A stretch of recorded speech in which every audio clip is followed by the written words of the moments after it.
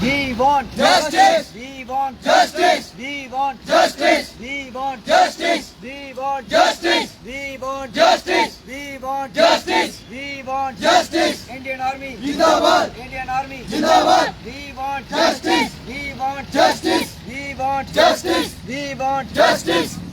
भारत माता की जय। भारत माता की जय। भारत माता की जय। इंडियन आर्मी जिंदाबाद। इंडियन आर्मी जिंदाबाद। इंडियन आर्मी जिंदाबाद। इंडियन आर्मी जिंदाबाद। वंदे मातरम। वंदे मातरम। वंदे मातरम। इनकलाब जिंदाबाद। इनकलाब जिंदाबाद। इनकलाब जिंदाबाद। इंडियन आर्मी जिंदाबाद। इंडियन आर्मी जिंदाबाद। डोगरा जूथ जिंदाबाद। डोगरा जूथ जिंदाबाद। डोगरा जूथ जिंदाबाद। इंडियन आर्मी जिंदाबाद। इंडियन आर्मी जिंदाबाद। इंडियन आर्मी जिंदाबाद। जी मैम।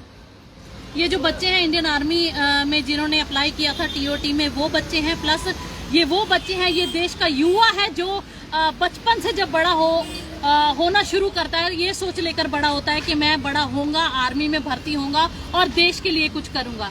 लेकिन जो ये नई पॉलिसी आई है अग्निपथ, इसने इनकी उम्मीदें तोड़ दी हैं, इनके दिल तोड़ दिए हैं, इनको खज्जल करके रख दिया। ये इनमें से कुछ बच्चे वो हैं जिनके 2-2, 2.5 साल पहले सिलेक्शन होगी। अब जब उनका ज्वाइनिंग का टाइम आया तो एक नया ऑर्डर निकल गया कि अब जैसे इन्होंने बीएसएफ सीआईएसएफ की भर्ती में किया था कि दोबारा से नौकरियां शुरू करना पड़ेगा, तो इनका भी एक नया ऑर्डर परसों निकला जिसमें ये क्लियरली लिख दिया गया कि जो लोग पहले भर्ती थे उनकी भर्ती कैंसिल करके उनको दोबारा से अप्लाई करना पड़ेगा। बहुत सारे ऐसे लोग हैं जो आज ओवर एज हो चुके हैं। ये वैसे ही ये बच्चे हैं जो दर्द कुछ महीने पहले बॉर्डर बटालियन बीएसएफ सीआईएसएफ वाले बच्चे रो रहे थे, लेकिन इस सरकार को तब भी सुनाई नहीं दिया। आज उसने नई लाठी चलाई है आर्मी के बच्चों पे। प्लस ये जो अग्निपथ वाली एक पॉलिसी निकाली है, ये भद्दा मजाक है देश के युवाओं के लिए, ये भद्दा मजाक है इंडियन आर्मी के लिए, क्योंकि हम सोचते हैं कि सिर्फ 4 साल में वो कौन सा सिपाही है जो जंग लड़ सकता है, सिर्फ 4 साल में वो कौन सा जवान है जो अपनी सेवा देश के लिए अपनी जान न्यौछावर कर सकता है। 3-4 साल में तो एक इंसान को किसी नौकरी को समझने में ही लग जाते हैं। वो ट्रेनिंग जो कई महीनों की होती थी, अगर ये अब कहते हैं हमने 6 महीनों में कंप्लीट करनी है, तो आप मान सकते हैं कि अगर 12th तक लोगों की बेसिक स्कूलिंग होती थी, अगर आप कहो मैं 6th के बाद ग्रेजुएशन करवाऊंगा, तो ये अनट्रेन्ड बच्चों को पहले आप 4 साल तक रखोगे। फिर इस नीति में क्लियरली लिखा हुआ है कि 100 में से 75% बच्चों को निकाल दिया जाएगा और 25% बच्चों को रखा जाएगा। जो निकाले हुए बच्चे हैं उन पे एक मोहर लग जाएगी कि ये वो रिजेक्टेड बच्चे हैं कि इनको इंडियन आर्मी में फिट नहीं थे, तभी इनको आर्मी से निकाला गया। और पैसे की बात नहीं है कि हम इतना पैसा देंगे, हम इतना पैसा देंगे। कोई भी जवान जो देश की सेवा के लिए जाता है वो पैसे की वजह से नहीं जाता, वो उस जज्बे से जाता है। इन लोगों ने उस जज्बे के साथ गंदा मजाक किया है।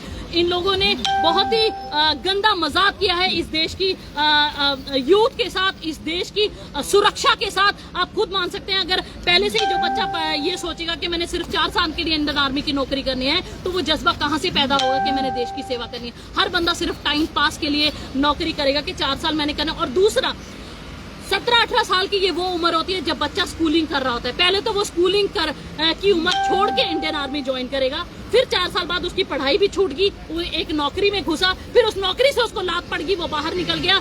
अब दूसरी नौकरी जो अप्लाई करेगा तो ज्यादा से ज्यादा उसको नौकरी मिलेगी एक चौकीदार की, एक गार्ड की। तो मतलब ये भारत सरकार ये कौन सी बच्चों का फ्यूचर बना रही है? क्या ये सिर्फ सिक्योरिटी गार्ड की जनरेशन बढ़ाना चाहती है? क्या ये सिर्फ सिक्योरिटी गार्ड और सिक्योरिटी गार्ड्स ही चाहिए इस देश में? जो आर्मी से रिजेक्ट होके बेचारे बच्चे निकलेंगे उनका क्या होगा? दूसरी तरफ ये करप्शन का एक नया धंधा शुरू करने दिया जा रहा है। जो 25% बच्चे रह जाएंगे वो भी सोचे, वो भी किस तरह आगे जाएंगे। जो 100 में से हर बच्चा ज्वाइन होते ही ये सोचेगा कि मैंने उस 25% के क्राइटेरिया में कैसे फिट होना है, चाहे वो लीगली चाहे वो इलीगली। वो हर बच्चा वो जोड़ तोड़ करने की कोशिश करेगा कि मुझे भी उस 25% में जाना है, और ताकि हम भी उस 25% पूरी जिंदगी इंडियन आर्मी को सर्व कर सके। तो ये भद्दा मजाक है लोगों के साथ, ये भद्दा मजाक है इंडियन आर्मी जैसी सेवा के साथ। तो मैं निंदा करूंगी ऐसी पॉलिसी के साथ।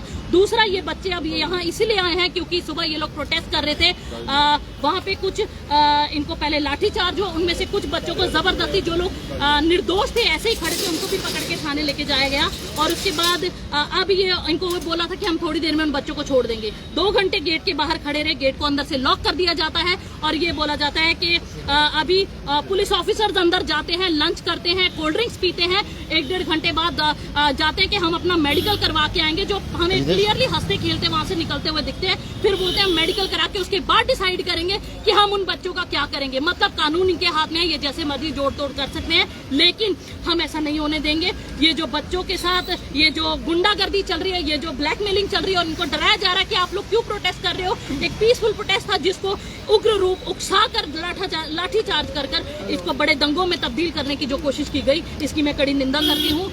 अगर किसी ने कसूर किया है तो उस दोषी को आप पकड़े ना। आप निर्दोष बच्चों को हरास करोगे, निर्दोष बच्चों पे FIR लगाओगे, ये कतई बर्दाश्त नहीं है।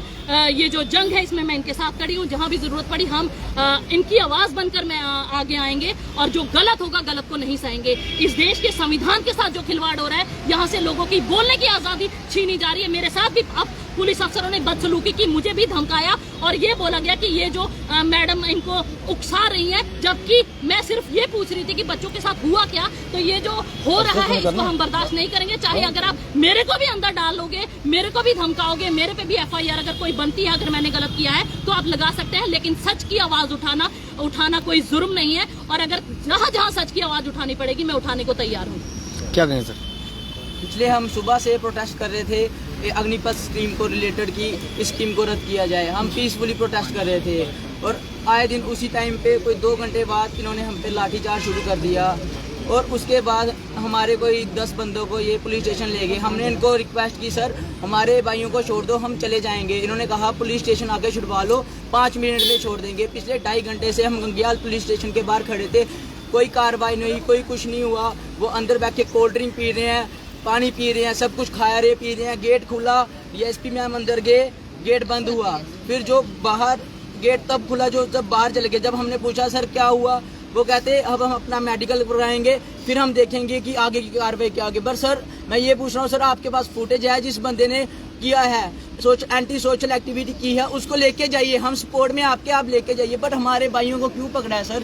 उनकी तो कोई गलती भी नहीं है। हम अपने हक के लिए भी नहीं लड़े, 2 साल से हम खज्जल हो रहे हैं, हमारी आरसीएं घर पड़ी हैं, सबने हमसे धोखाधड़ी की। अब सब धोखाधड़ी पे आ गए तो हम क्या करेंगे? हमारी आवाज को दबा दिया जा रहा है। क्या कहेंगे? बोलो कोई। बोलना क्या, हम मतलब कि हमने 2 साल पहले सुजमा में भर्ती देखी थी, हम मेडिकल फिट हुए, मतलब कि रनिंग भी पास की हमने। उसके बाद हम मतलब कि 21 साल के हम खुद हो गए हैं। इन्होंने मोदी ने नई स्कीम निकाली कि 17.5 से लेके 21 साल तक। अब हम 21 से ऊपर जा रहे हैं, ओवर एज हो गए हैं सर। अब हम कहाँ जाएंगे? हमारा रिटर्न नहीं होगा, हम कहाँ जाएंगे? हमारे घर वाले कितनी देर हमें खिलाएंगे, कितनी देर सब कुछ करेंगे? और 4 साल के लिए इन्होंने रख दिया। और अपने मतलब कि लीडर के लड़के आए ना आगे, उनमें दम नहीं है, उनमें ग्राउंड पास करने का दम नहीं है। हमें दम था, हमने किया है। अगर आज भी हमें बोलेंगे कि ग्राउंड पास करना है, हम आज भी करके दिखाएंगे। पर लेकिन लीडरों के दम नहीं है बच्चों में। पहले लीडर को बच्चे को लेके आए 4 साल की आर्मी में, उसके बाद हम आएंगे आगे।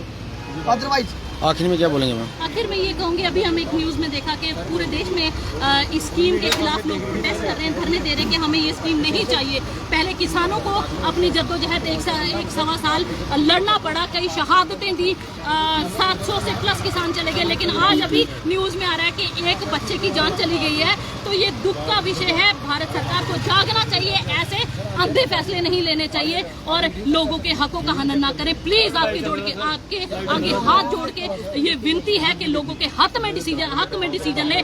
आप लोगों को हमने वोट डाला था, आप लोगों को हमने बनाया था कि आप लोग हमारे देश को अच्छे से चलाओगे, लेकिन आप लोग हमारे देश का सौदा करने को जो तैयार हैं और हमारे देश का जो सौदा कर रहे हैं, ये हमें कतई बर्दाश्त नहीं है।